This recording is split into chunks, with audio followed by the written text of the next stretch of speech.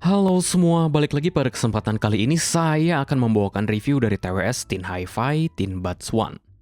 Sebelum videonya dimulai, disclaimer dulu. TWS ini dikirim langsung oleh Linsol, terima kasih banyak. Dan juga saya mau mohon maaf ke Linsol karena reviewnya ini dipending lama banget. Alasannya kenapa? Karena kondisi kesehatan saya yang lagi kurang stabil. Yuk kita mulai dulu dari penampakan dusnya. Tampak depannya kayak gini, sampingnya, atasnya, samping satunya, bawahnya, dan di belakangnya. Kalau dibuka, dia kayak gini. Penampakannya seperti ini. Dapat apa aja sih? Dapatnya coba kita lihat. Ini ya begitulah. Ini ada kabel Type A to Type C yang jujur aja ini kependekan ya. Tapi ya lumayan lah dapat kabel. Dan juga dapat ear tips. Udah dapatnya itu aja. Oh, ada lagi manualnya yang saya nggak tahu kemana manualnya. Udah saya buang kemana kali ya, nggak tahu lah. Dapat manual. Untuk si build dari TWS-nya sendiri, tunggu sebentar saya pindahin dusnya. Untuk build-nya sendiri, si charging case-nya kayak gini. Dia ada coating rubberize-nya yang saya punya ini udah lumayan kotor. Ini saya coba gosok-gosok pakai air, sayangnya agak susah ya. Nggak tahu harus pakai alkohol atau gimana. Untuk si charging case-nya sendiri dia Type C karena memang kabelnya juga tadi dapatnya kabel A to C. Untuk si TWS-nya sendiri, dia build plastiknya oke. Ini meskipun memang dari plastik, tapi ini jauh lebih bagus dari TWS yang harganya berkisar 30 USD.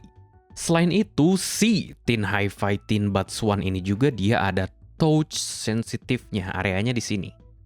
Ini bisa untuk ngubah game mode, music mode, yang di sini bisa untuk ngeganti ANC dan transparency mode.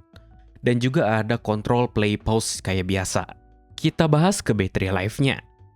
Untuk battery life-nya sendiri, di TWS-nya diklaim dia kuat 5 jam dan ekstra 30 jam dari charging case-nya. Saya sendiri dapat battery life-nya di TWS-nya kurang lebih 4,5 jam per charge-nya.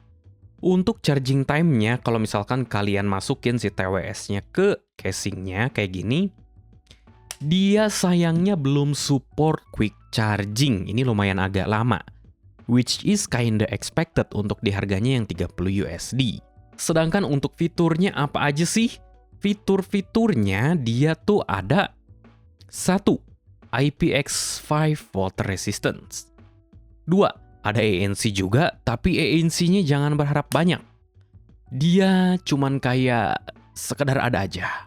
Selain itu, dia juga ada transparency mode-nya yang saya sebut tadi. Yang lebih berguna, kalian tuh jadi bisa ngedengar suara sekitar sambil pakai TWS.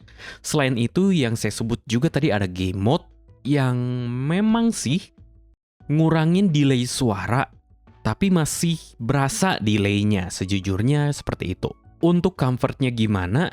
Dia nyaman banget, ringan banget juga, dan nggak berasa ganjel di kuping. Saya tes dipakai jogging juga, ini nggak gondal-gandul gimana-gimana ya. Jadi fittingnya lumayan stable lah, saya bisa bilang seperti itu. Untuk soundnya sendiri dites menggunakan Poco M6 Pro dengan kodek AAC stock ear tips. Ya ini cuman ada AAC dan SBC kodeknya. Untuk musiknya sendiri diambil dari Spotify dan Apple Music dengan genre J-pop, EDM, rap, metal, dan jazz. Gambaran besar tonalitinya ini bass fokus. Saya bahas dulu dari bassnya. Bassnya ini bener-bener berasa di boost. Kuantitinya 100% saya yakin bisa muasin para bass head. Ini bassnya sendiri tuh di boost dengan sangat generous ya. Dari area sub bass sampai mid bass, malah saking generousnya dia sampai bablas ke lower mid range. Efeknya dia tuh ngebikin bassnya jadi tebel banget, bouncy, bulat banget dan berasa getar-getar di gendang telinga. Untuk speed bassnya sendiri ini sayangnya agak lemot. Berasa keteteran untuk keep up di lagu double pedalan kayak lagu-lagu metal. Untuk midrange-nya sendiri, dia tebel karena lower midrange-nya yang kena kolorasi dari area mid bass-nya.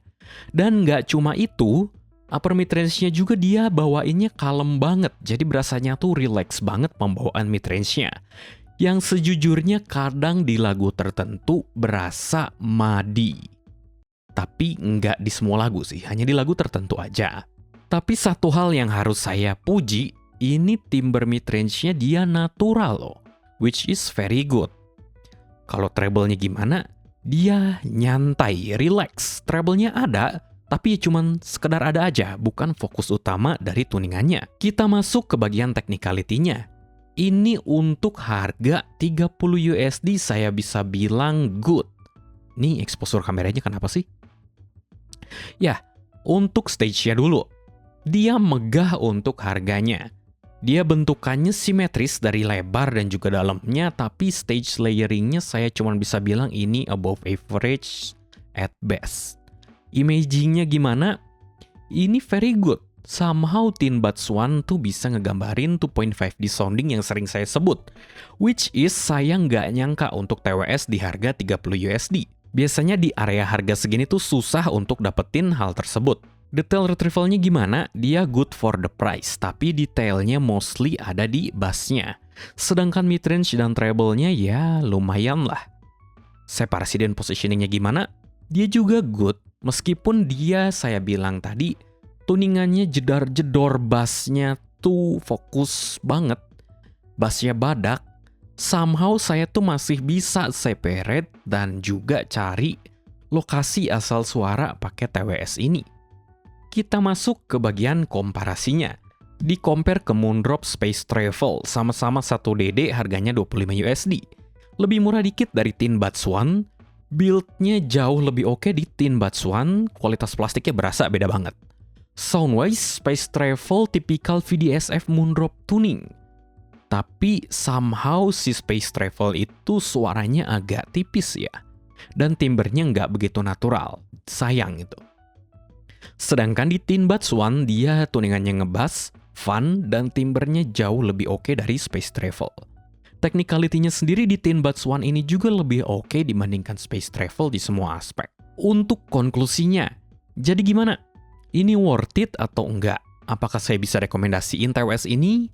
Jawabannya yes, tapi keep your expectation in check. Saya bisa ngerekomendasiin TWS ini di harga 30 USD kalau kalian memang cari TWS yang tuningannya fokus di area bass, yang fun, yang pokoknya kayak consumer grade lah. Dan juga kalau memang kalian tuh enggak begitu peduli sama fitur-fitur tambahannya yang kayak ANC atau game mode-nya, ya misalkan kalian bodo amat sama fitur itu, ya ini oke.